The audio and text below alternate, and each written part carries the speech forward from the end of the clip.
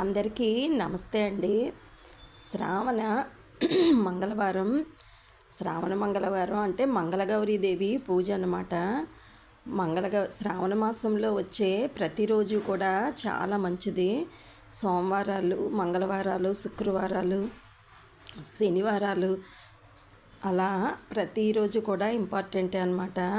అందులో మంగళవారాలు, శుక్రవారాలు ఇంకా చాలా మంచిది.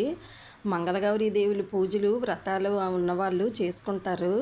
మాకైతే వ్రతాలు లేవు. మామూలుగా గౌరీదేవికి అష్టోత్తరం పూజ చేసుకొని ఏదో నైవేద్యం చేసి అమ్మవారికి అయితే నేను పూజ చేసుకుంటానండి. ఈరోజైతే అమ్మవారికి నేను చీర పెట్టి ప్రసాదం పెట్టి గౌరీదేవికి అష్టోత్తరం చేసుకున్నాను అనమాట.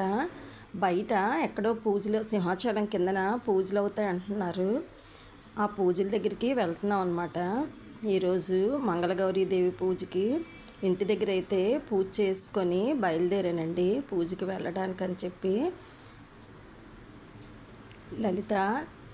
లలితాదేవి ఫోటోకి కిందన నాకు దుర్గమ్మ ఫోటో ఉంది, అమ్మవారు. ఆ అమ్మవారికి కుంకుమ పూజ చేసుకున్నాను అనమాట.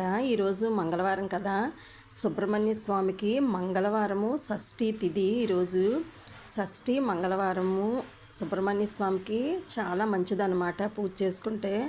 అలాగే అందువల్ల సుబ్రహ్మణ్య స్వామికి కూడా అష్టోత్తరం చేసుకొని ఆంజనేయ స్వామికి కూడా అష్టోత్తరం చేసుకున్నానండి మంగళవారం అని చెప్పి.